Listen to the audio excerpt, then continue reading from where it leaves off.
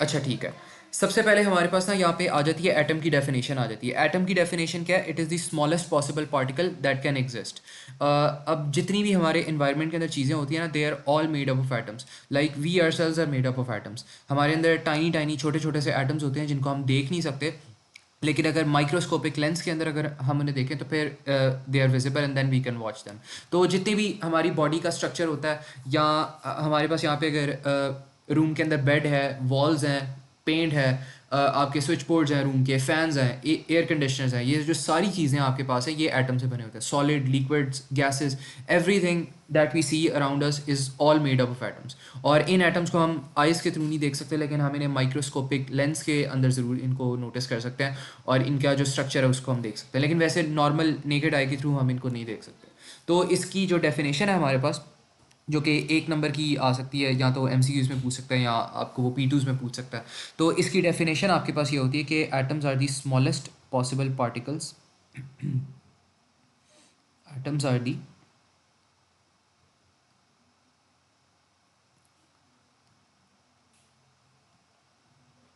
smallest possible particles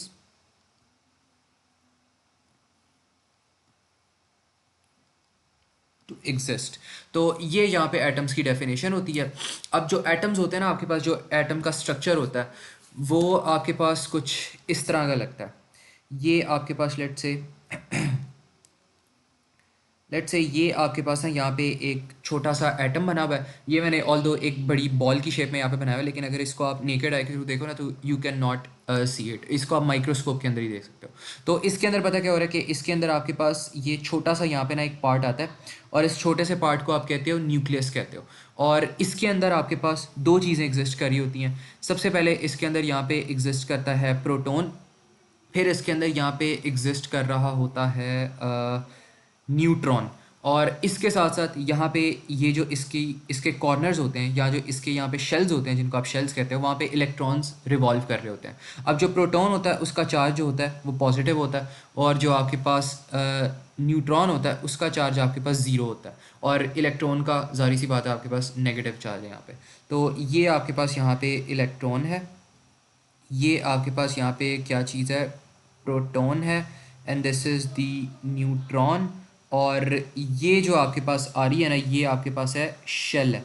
shells के around जो electrons होते हैं ना वो रिवॉल्व कर रहे होते हैं, और ये जो आपके पास बड़ा सा यहाँ पे पार्ट आ रहा है, इसको आप कहते हो न्यूक्लियस कहते हो। न्यूक्लियस के अंदर बेसिकली आपके पास प्रोटॉन्स होते हैं और न्यूट्रॉन्स होते हैं। अब इसका बस एक ही यहाँ पे टेबल आता है इंपॉर्टेंट, जो कि आपको याद रखना है, बाकी it's pretty much easy.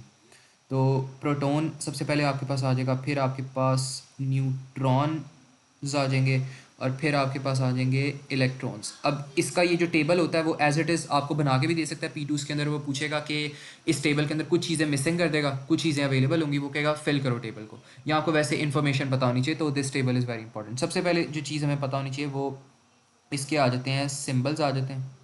Symbols हमें पता होने चाहिए। फिर हमें क्या चीज़ें पता होनी चाहिए? चार्जेस पता होने चाहिए, इसके चार्जेस जो भी इसके चार्जेस एग्जिस्ट कर रहे हैं। और इसके बाद हमें पता होना चाहिए इसका जो रिलेटिव मास है वो पता होना चाहिए। और ये चार्ज और ये जो मास होता है ना, ये दोनों रिलेटिव ही हैं। ये भी हमारे पास रिलेटिव है, ये भी हमारे पास रिलेटिव है। रिलेटिव का मतलब अभी इसकी इन डेप्थ नॉलेज भी है कि रिलेटिव क्या चीज़ होती है, लेकिन रिलेटिव की नॉलेज में हम अभी जाएंगे नहीं, क्योंकि वो अभी इतना ज़रूरी नहीं है और एग्जामिनर इतना पूछता नहीं है। और मैं यहाँ पे टू दी पॉइंट जो चीज़ है ना वो पहले मैं एक्सप्लेन करूँगा यहाँ पे। तो सबसे पहले इनका जो टेबल है वो हम यहाँ पे बना लेते हैं। अच्छा, अब इसके अंदर प्रोटॉन का जो हमारे पास सिंबल होता है वो क्या होता है? वो पी होता है, और जो न्यूट्रॉन होता है उसका एन होता है, और इलेक्ट्रॉन का ई होता है। चार्जेस में अगर हम बात कर लें तो इसका जो चार्ज होता है +1 होता है, इसका चार्ज 0 होता है, इसका चार्ज क्या होता है? -1 होता है, नेगेटिव होता है। और इसका मैस, इसके मैस की अगर हम बात कर लें तो इसका मैस 1 होता है, इसका मैस कुछ भी नहीं होता। इसका मैस हमारे पास यहाँ तो आप कह दो 1/1840 होता है, और नेग्लिजिबल होता है। नेग्लिजिबल का मतलब है नॉन एग्जिस्टेंट, मतलब एग्जिस्ट ही नहीं कर रहा। 1/1840 करोगे तो आपके पास जीरोज़ में आंसर आएगा, तो वो नेग्लिजिबल होगा। तो ये ऑलमोस्ट आपके पास जो आंसर आ रहा है ना, ये नेग्लिजिबल आंसर होगा। तो ये एटम्स के बारे में कुछ छोटी सी यहाँ पे नॉलेज थी। और इसके बाद जो हमारे पास जो मेजर मेजर इसके ऊपर क्वेश्चंस आते हैं वो इलेक्ट्रॉनिक कॉन्फ़िगरेशन से रिलेट करके भी पूछ लेता है कि आपके पास जो इलेक्ट्रॉनिक कॉन्फ़िगरेशन होती है वो किस तरह की होती है, तो वो भी हम देखते हैं। उससे पहले एक और यहाँ पे कुछ पॉइंट्स मैं लिखवाना चाहूँगा, वो ये है कि जो आपके पास नंबर ऑफ़ प्रोटॉन्स होते हैं ना, नंबर ऑफ़ प्रोटॉन्स, पहली तो बात है नंबर ऑफ़ प्रोटॉन्स के और नेम भी होते हैं, इसको आप ये भी कह सकते हो एटॉमिक नंबर भी कह सकते हो, तो ये अगर क्वेश्चन में आ जाए तो इससे कंफ्यूज नहीं होना। एटॉमिक नंबर भी कह सकते हो, प्रोटॉन नंबर, एटॉमिक नंबर, हाँ ये दो नाम होते हैं। Is equal to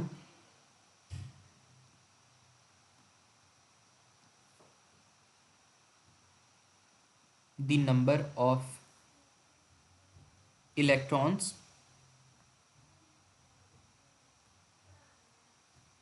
in an atom.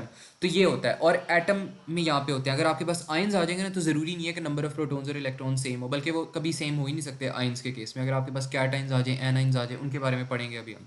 लेकिन यहाँ पे सिर्फ एटम्स के केस में आपके पास जो नंबर ऑफ प्रोटॉन्स होते हैं they equal the number of electrons. और एक और यहाँ पे चीज़ ये आ जाती है कि जो आपके पास एक होता है मैस नंबर होता है, मैस नंबर, या आप कह दो इसको nucleon number,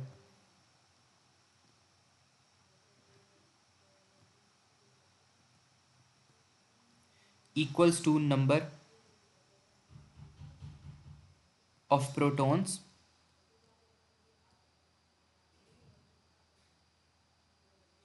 plus number of neutrons. मतलब जो मैस नंबर होता है या आपके पास न्यूक्लॉन नंबर होता है किसी भी एटम का, वो number of protons plus number of neutrons होता है।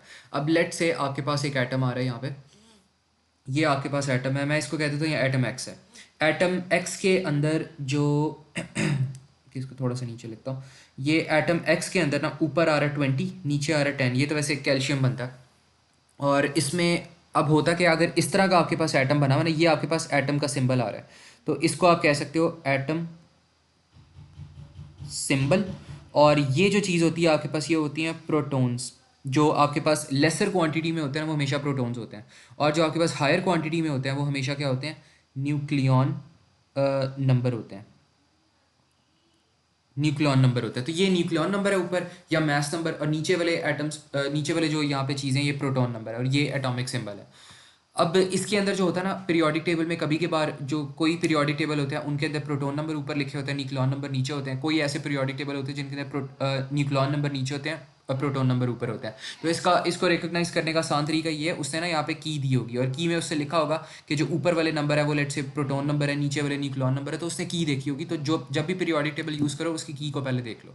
और अगर की को नहीं भी देखना तो आसान तरीका ये है कि जो लोअर आपके पास यहाँ पे स्मॉलर आपके पास वैल्यू होती है ना, वो आपके पास हमेशा प्रोटॉन नंबर होती है, और जो हायर वैल्यू होती है वो हमेशा क्या होती है, न्यूक्लियॉन नंबर होती है। तो इस चीज़ से आप इस चीज़ को रिमेंबर कर सकते हो। अब फॉर दिस एटम अगर यहाँ पे हम देखें एक्स के लिए, तो एक्स में हमारे पास जो यहाँ पे प्रोटॉन नंबर आ रहे हैं वो हम देख लेते हैं वो कितने आ रहे हैं। यहाँ पे हमारे पास प्रोटॉन नंबर कितने आ रहे हैं, 10 आ रहे हैं। और इसी तरह हमारे पास जो यहाँ पे इलेक्ट्रॉन नंबर आ रहे हैं वो भी कितने हो जाएंगे, 10 हो जाएंगे, बिकॉज ऊपर हमने पढ़ा है number of protons atomic number is equal to the number of electrons in an atom, तो they would also be equal to 10। और अब हमने क्या फाइंड करना है, हमने यहाँ पे फाइंड करना है नंबर ऑफ न्यूट्रॉन्स। तो न्यूट्रॉन्स अगर हमने फाइंड करने ना, तो न्यूट्रॉन्स में हम क्या करेंगे, nucleon number minus number of protons करेंगे। टोटल नंबर हमारे पास कितने हैं, न्यूक्लियॉन 20 हैं और प्रोटॉन नंबर 10 है। अब इसके अंदर हमारे पास क्या है, न्यूट्रॉन भी है, प्रोटॉन भी है, ये हमारे पास खाली प्रोटॉन है। तो neutron plus proton minus proton करो तो पी माइनस पी हो जाएगा, न्यूट्रॉन रह जाएंगे। तो जो न्यूट्रॉन्स है वो भी आपके पास क्या आ गए, 10 आ गए। तो एक यहाँ पे यहाँ से हमारे पास रूल ये आ जाता है कि neutrons equals to nucleon number minus proton number. तो ये हमारे पास यहाँ पे रूल आ जाता है। तो यहाँ तक सब कुछ क्लियर है मनाल, मुझे कंफर्म कर दो, is everything up till now is clear? ठीक है। अच्छा मनाल कोई क्वेश्चन है आपका, या इज़ एवरीथिंग क्लियर? ठीक है, चलो सही है। अच्छा, अब इसके बाद हमारे पास एक और इम्पॉर्टेंट चीज़ आ जाती है, वो हमारे पास है इलेक्ट्रॉनिक कॉन्फ़िगरेशन है। तो उसको भी देख लेते हैं एक दफ़ा कि what is an electronic configuration. बताओ मनाल, कोई क्वेश्चन है?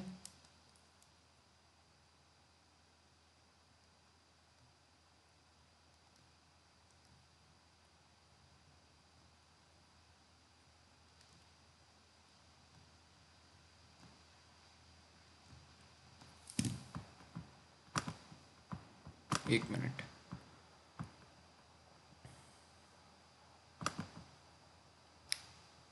ठीक है, सही है।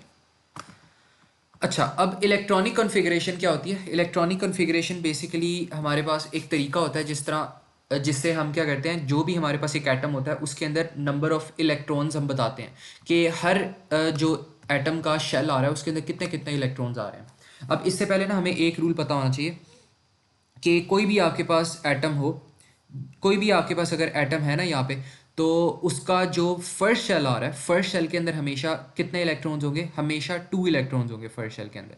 तो ये एक पहला पॉइंट यहाँ पे आ जाता है। तो पहला पॉइंट यहाँ पे हम ये लिखेंगे कि द फर्स्ट शेल, मनाल कोई क्वेश्चन है? आपका हैंड रेज है इस वजह से।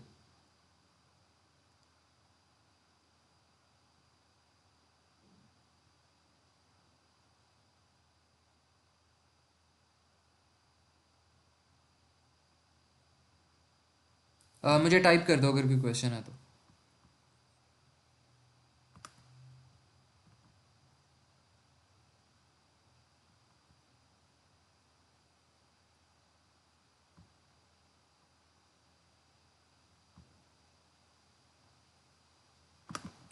चलो ठीक है।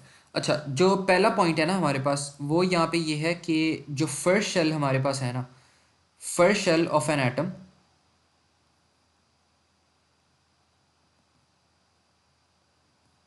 of an atom has 2 electrons maximum, 2 electrons max। और जो रेस्ट ऑफ द शेल्स हमारे पास होते हैं ना, रेस्ट ऑफ द शेल्स के अंदर हमारे पास मैक्सिमम 8 आ सकते हैं। Rest of the shells each have 8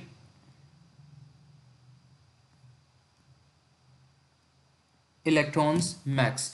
तो ये हमारे पास है यहाँ पे इलेक्ट्रॉनिक कन्फिग्रेशन है। जो फर्स्ट शेल होता है हमारे पास किसी भी एटम का, उसके अंदर मैक्सिमम 2 इलेक्ट्रॉन्स होते हैं, और जो रेस्ट होता है उसके अंदर मैक्सिमम कितने होते हैं? 8 इलेक्ट्रॉन्स होते हैं।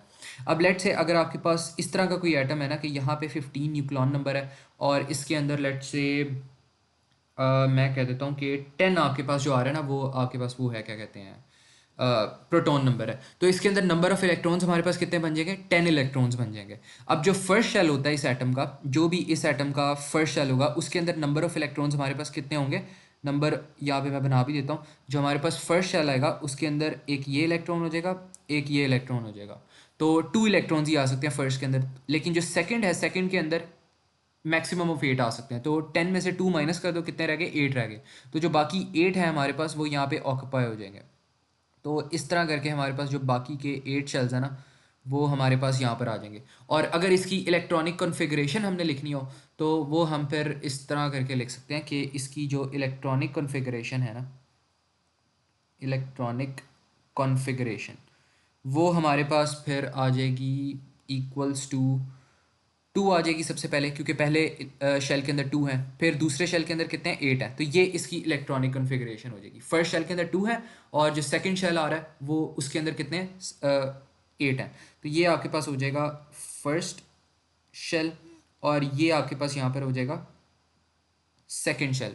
इसी तरह एक और एटम की यहाँ पे एग्जांपल ले लेते हैं। अभी अभी अगर हम ले लें लेट्स से इसके अंदर 15 और 4 की ले लें एग्जांपल, तो इसकी इलेक्ट्रॉनिक कॉन्फ़िगरेशन क्या होगी वो देखते हैं।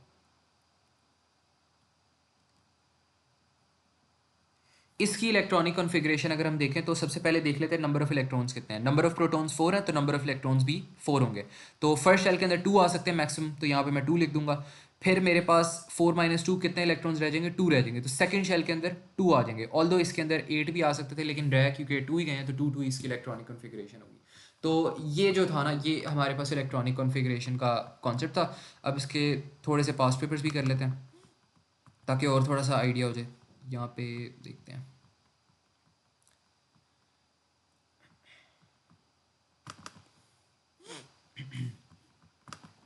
अच्छा, एक और चीज़ क्या रह गई थी? आइसोटॉप्स, और हमारे पास क्या चीज़ रह गई? आयंस वगैरह रह गए हैं, वो हम देखते हैं। एक मिनट, अगर उसके अलावा क्वेश्चन दो, बल्कि पहले हम ऐसा करते हैं, पहले हम आयंस को कवर कर लेते हैं, पहले आयंस को कवर कर लेते हैं, then will go back to this. तो आयंस को देख लेते हैं और आइसोटॉप्स को देख लेते हैं पहले। अच्छा, अब जो आयंस होते हैं ना हमारे पास, आयंस हमारे पास टू टाइप्स के आयंस हो सकते हैं। जो पहली टाइप का हमारे पास आयन होता है वो हमारे पास है कैटायन है। अब कैटायन क्या कहता है कि कैटायन बेसिकली आपके पास ना पॉजिटिव आयन होता है। तो इसको आप कह सकते हो कि it is a positive positive ion. और इसको आप कह दो formed after an atom loses one electron, one या वन से ज़्यादा, आफ्टर एन एटम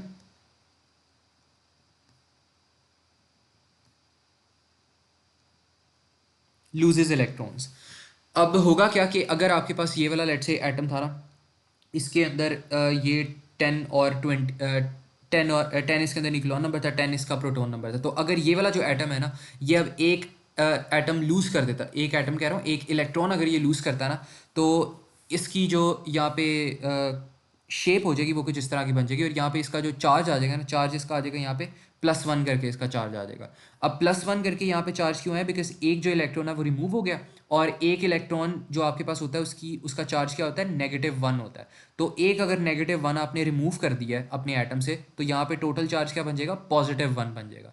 इसी तरह अगर यहाँ पे मैं कह देता हूँ 1 इलेक्ट्रॉन रिमूव्ड, 1 इलेक्ट्रॉन लॉस्ट। और नीचे वाला अगर मैं यहाँ पे देखूँ, इसके अंदर आपके पास अगर 2 इलेक्ट्रॉन्स लूज़ हो रहे हैं, तो फिर आपके पास क्या हो जाएगा? इस केस के अंदर आपके पास जो पावर होगी वो क्या हो जाएगी? +2 हो जाएगी। तो इसमें हम यहाँ पे लिख सकते हैं कि 2 इलेक्ट्रॉन्स लॉस्ट। तो अगर 2 होंगे तो +2 आ जाएगा, अगर 3 लॉस्ट होंगे तो +3 आ जाएगा, 4 लॉस्ट होंगे तो +4 आ जाएगा, इस तरह करके कंटिन्यू होगा। इसके बाद हमारे पास क्या चीज़ आ जाती है? यहाँ पे हमारे पास आ जाते हैं कैटाइन के बाद आ जाएंगे एनाइंस। एनाइन बिल्कुल ऑपोजिट होते हैं इसके। एनाइन हमारे पास क्या होते हैं? नेगेटिव आइंस होते हैं, और ये तब फॉर्म होते हैं जब एटम एक इलेक्ट्रॉन गेन करता है। तो ये हमारे पास नेगेटिव आइंस होते हैं, formed after an atom gains electron. और इसमें ऑपोजिट होगा, अगर उसमें प्लस हो रहा था तो इसमें नेगेटिव हो जाएगा, क्योंकि जैसे ही आप इलेक्ट्रॉन गेन करोगे आपका जो चार्ज है वो नेगेटिव में जाता रहेगा, क्योंकि इलेक्ट्रॉन का चार्ज नेगेटिव होता है। तो यहाँ पे ये वाले एटम्स ले लेते हैं, लेकिन आप ये क्या करें, आप ये गेन कर रहे हैं लूज की जगह। तो इसमें हमारे पास क्या होगा? इसमें हमारे पास अब यहाँ पे लूज़ होते रहेंगे। अगर ये एक इलेक्ट्रॉन गेन कर रहा है तो यहाँ पे -1 आ जाएगा, अगर 2 इलेक्ट्रॉन्स गेन कर रहे हैं तो -2 आ जाएगा। और यहाँ पे गेन गेन लिख दूंगा, यहाँ पे भी गेन हो रहा है, और यहाँ पर भी क्या हो रहा है? गेन हो रहा है। तो ये हमारे पास यहाँ पे एनाइंस जो जो कैटाइंस थे ना, ये दो आइंस थे हमारे पास। और इसमें अब हमारे पास क्या होगा? नंबर ऑफ इलेक्ट्रॉन्स और जो नंबर ऑफ प्रोटॉन्स होते हैं वो not equal to each other बन जाएंगे। इसलिए मैंने यहाँ पे ऊपर वाले पॉइंट में यहाँ पे लिखवाया था पहले कि जो नंबर ऑफ हमारे पास यहाँ पे प्रोटॉन्स आ रहे हैं ना, वो सिर्फ और सिर्फ एटम में वो इक्वल करेंगे number of electrons. Number of electrons and number of protons सिर्फ एटम में इक्वल होते हैं, आयंस में वो कभी भी इक्वल नहीं होते। तो ये इस वजह से मैंने यहाँ पे लिखवाया था। अब जो लास्ट यहाँ पे कॉन्सेप्ट है ना, वो हमारे पास है कॉन्सेप्ट ऑफ आइसोटॉप्स है। और इसकी जो डेफिनेशन है वो बहुत ज़्यादा पॉपुलर है, बहुत बार एग्जामिनर पूछता है। तो इसकी डेफिनेशन हमारे पास ये है कि atoms of the same element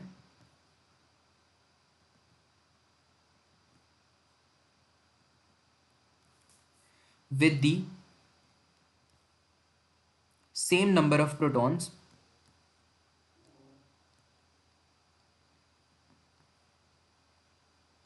but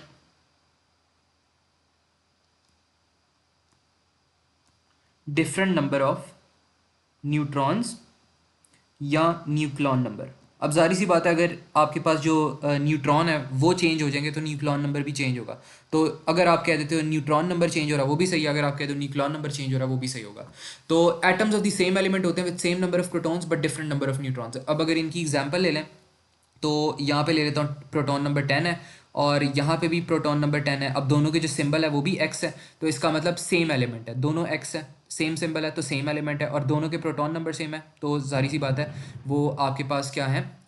same proton number. ये दोनों कंडीशंस वेरीफाई हो रही हैं। लेकिन अब हमने क्या करना है? नंबर ऑफ न्यूट्रॉन्स या न्यूक्लियर नंबर डिफरेंट होना चाहिए। तो इसका न्यूक्लियर नंबर 20 कर लेते हैं, इसका हम 19 कर लेते हैं। तो ये वाले जो दो हमारे पास एग्जिस्ट कर रहे हैं ना, ये हमारे पास आइसोटॉप्स हैं। तो ये हम कह सकते हैं कि दीज आर आइसोटॉप्स। लेकिन अगर यहाँ पे आपके पास एक एलिमेंट आ जाए, एक आपके पास ए आ रहा है, एक आपके पास यहाँ पे एफ आ रहा है, यहाँ पे 10 है, यहाँ पे 10 है, ऊपर 20 है, ऊपर 19 है, तो this is not an isotope. तो ये आपके पास आइसोटॉप्स नहीं है।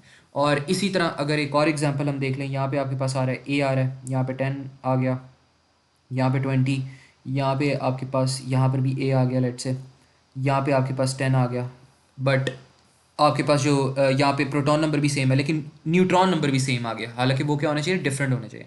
तो ये भी आपके पास आइसोटॉप नहीं है।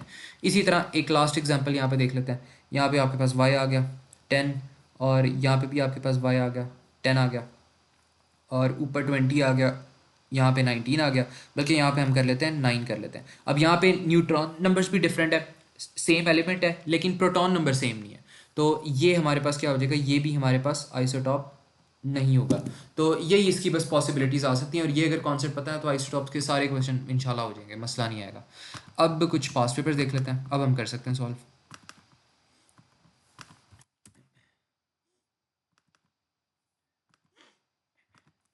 अच्छा, ये हमारे पास एक क्वेश्चन है, यहाँ पे वो कह रहा है an element x forms a positive ion with the electronic structure 288, what is the proton number of x. अब इलेक्ट्रॉनिक स्ट्रक्चर उसने बता दिया, उसने कह दिया फर्स्ट शेल के अंदर इतने इलेक्ट्रॉन्स है, सेकंड में इतने इलेक्ट्रॉन्स है, थर्ड में इतने इलेक्ट्रॉन्स है।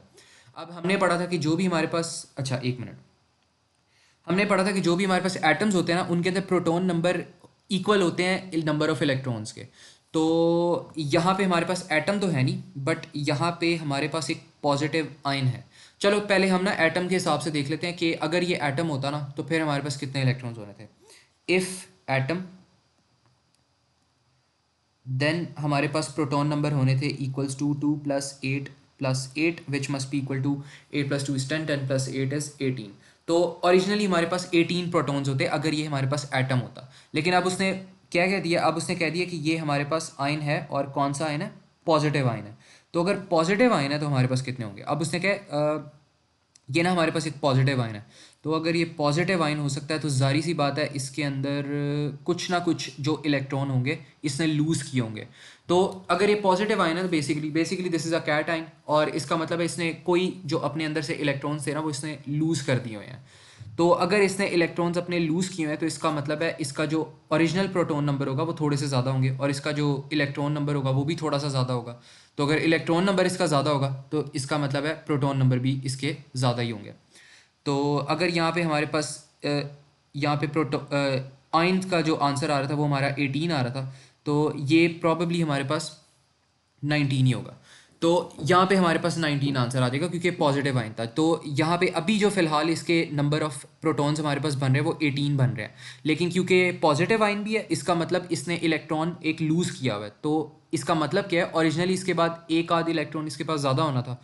तो अगर इसके पास ज़्यादा इलेक्ट्रॉन होता तो जाहिर सी बात है प्रोटॉन भी इसके पास पहले ज़्यादा होना था। तो हमने 18 को करके 19 में कन्वर्ट कर दिया, बिकॉज ये पॉजिटिव आयन है, इसने इसके ज़्यादा प्रोटॉन होने थे और ज़्यादा इलेक्ट्रॉन होने थे इनिशियली, अब इसने लूज़ कर दिया बस। तो इस वजह से हमने यहाँ पे इसको 19 कर दिया। तो ये चीज़ समझ आई है कि नहीं, ये एक ट्रिकी कॉन्सेप्ट था, अगर ये नहीं समझ आई तो लेट मी नो।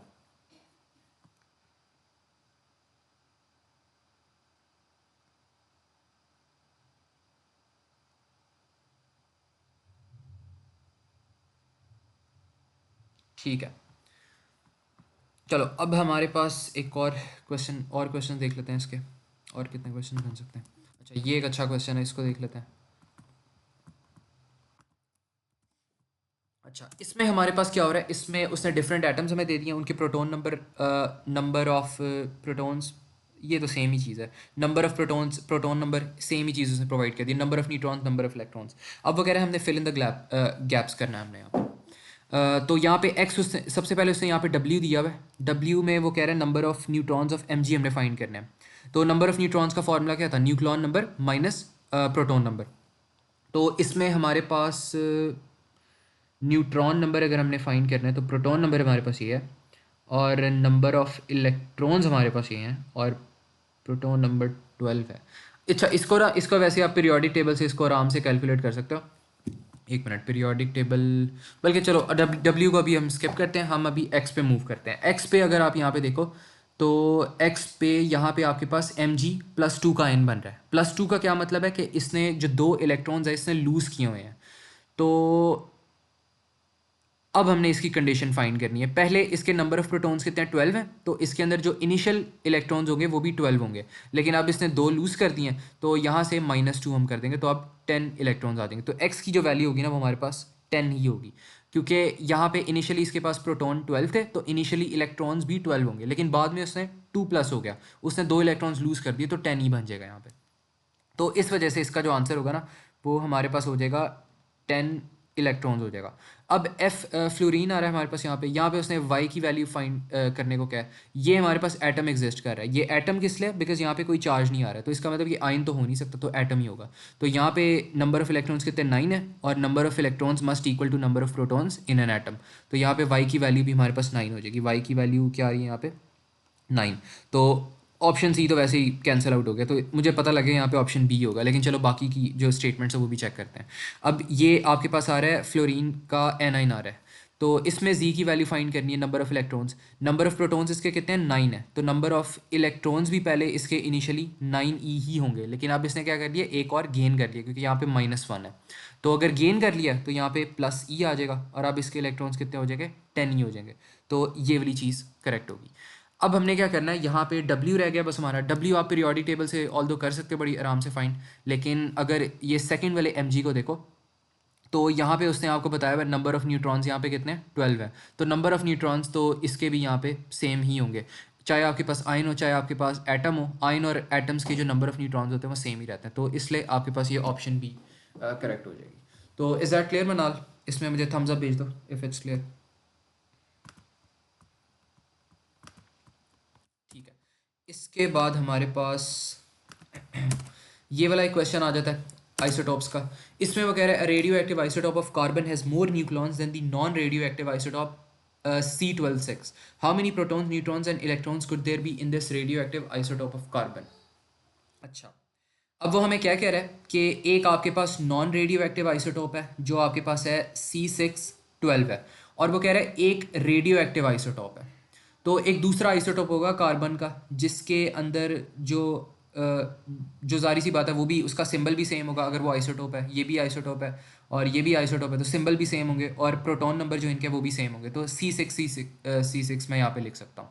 अब वो कह रहा है जो इसके जो ये वाला रेडियो एक्टिव आपके पास है ना, इसको मैं एनआर कह देता हूँ, नॉन रेडियो एक्टिव ये आर है। और वो कह रहा है जो रेडियो एक्टिव आइसोटोप है ना उसके अंदर ज़्यादा न्यूक्लॉन्स है, तो इसके अंदर प्रॉबेबली 13 न्यूक्लॉन्स होंगे, 14 न्यूक्लॉन्स होंगे, इस तरह करके होंगे, मुझे लगता है 13 होंगे, देखते हैं अभी इसको।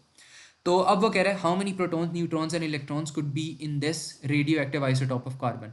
तो प्रोटॉन्स तो हमें पता है यहाँ पे 6 ही होंगे, तो 6 प्रोटॉन्स होंगे। ये वाली ऑप्शंस इनकरेक्ट हो जाएंगी क्योंकि ये वाली करेक्ट नहीं आ रही, तो यहाँ तो ऑप्शन ए हो सकता है, यहाँ तो बी हो सकता है। और जो यहाँ पे नंबर ऑफ इलेक्ट्रॉन्स है वो भी ज़ाहिर सी बात है हमारे पास सेम होंगे। अच्छा, तो अब हमारे पास न्यूट्रॉन्स को हम देख लेते हैं।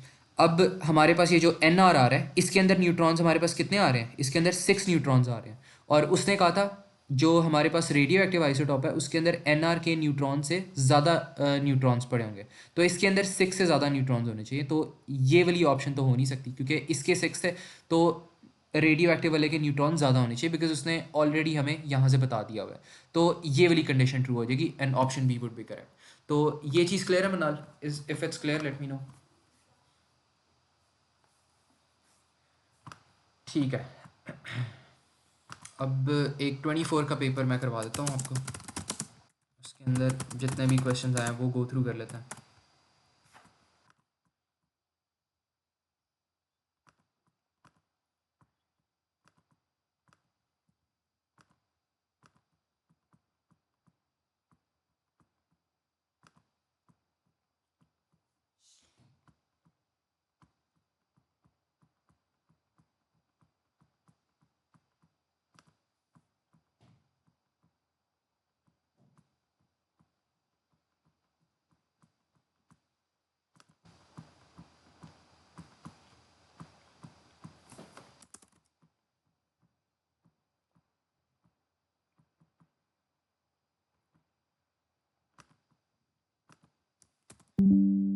ये हमारे पास यहाँ पे क्वेश्चन है, इसमें वो कह रहा है an ion has an electronic configuration of 288 it has a 2 minus charge, मतलब आपके पास एनाइन है, with a nucleon number of 36.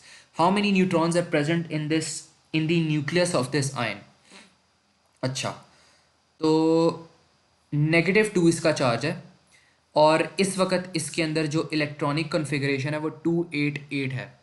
अच्छा, अगर अभी इसके अंदर 288 पड़े हुए हैं ना, नेगेटिव चार्ज करने, नेगेटिव 2 इलेक्ट्रॉन्स गेन करने के बाद, तो इसका मतलब है अगर अब इसके पास 288 हैं तो पहले इसके पास कितने होने थे, 286 होने थे. लेकिन जैसे ही इसने यहाँ पे 2 गेन कर लिया, -2 की पावर आ गई, तो इसके जो कॉन्फ़िगरेशन है वो कितनी बन गई, 288 बन गई. तो जो इनिशियल इसकी कॉन्फ़िगरेशन है वो तो हमारे पास क्या थी, वो तो हमारे पास 286 थी. इनिशियल नंबर ऑफ इलेक्ट्रॉन्स इसके अंदर इतने थे, 2 + 8 10 16, तो 16 इलेक्ट्रॉन्स थे इसके पास. तो अगर 16 इलेक्ट्रॉन्स थे इनिशियली, तो इसका मतलब इनिशियली प्रोटॉन्स कितने थे, प्रोटॉन्स 16 पी थे. और प्रोटॉन्स सेम ही रहेंगे, प्रोटॉन्स आयंस के अंदर, एटम्स के अंदर, न्यूट्रॉन्स आयंस के अंदर, एटम्स के अंदर वो सेम ही रहते हैं. तो प्रोटॉन्स मुझे इसके पता लगे 16 है, और न्यूक्लियन नंबर इसके कितने हैं, 36 हैं. तो अब मैं न्यूट्रॉन्स फाइंड कर सकता हूँ. अब मेरे पास न्यूट्रॉन आ जाएंगे, nucleon number minus proton number, 36 - 16 which should be equal to 20. तो यहाँ पे 20 ऑप्शन बन जाएगी. तो this would be our answer. तो ये क्लियर है मनाल, थम्स अप भेज दो जल्दी से इफ़ इट्स क्लियर. ठीक है. अच्छा, उसके बाद हमारे पास एक ये वाला क्वेश्चन आ जाता है. इसमें वो क्या कह रहा है, the formula for the 2 ions are given. ये उसने एक आयन दिया हुआ है, ये हमें एक उसने आयन दिया हुआ है. दोनों आपके पास यहाँ पे कैटाइंस आ रहे हैं because they are gaining electrons, क्योंकि नेगेटिव चार्ज आ रहा है. अब वो कह रहे हैं which statement is correct, the chemical properties of both the ions are the same. अच्छा, हो सकता है. इसमें बी में हम देख लेते हैं, the number of electrons in each ion is different. Number of electrons in each ion is different. I don't think so. Number of electrons इनके अंदर सेम ही रहेंगे. नंबर ऑफ इलेक्ट्रॉन सेम कैसे हैं, क्योंकि दोनों की same he number of protons है पहले, 34 और दोनों 2 गेन करे, तो ये वाली तो फॉल्स है. The number of neutrons in each ion is the same. अच्छा, number of neutrons in each ion नहीं, सेम नहीं है. इसके यहाँ पे नंबर ऑफ न्यूक्लॉन्स कितने हैं, 72, इसके 74 है. तो 72 - 34 करोगे डिफरेंट आंसर आएगा, 74 - 34 करोगे डिफरेंट आंसर आएगा. तो number of neutrons are not same. The number of protons in each ion is different. Number of proton नहीं, नंबर ऑफ प्रोटॉन सेम है, 34, तो ये भी नहीं हो सकता. तो ऑप्शन ए बच जाती है और वही होगी. The chemical properties of both ions are same, because यहाँ पे ये भी एक्स है आपके पास, ये भी एक्स है, दोनों आपके पास सेम एलिमेंट्स आ रहे हैं, तो इस वजह से ये सेम हो जाएंगे. तो मनाल, इज दैट क्लियर.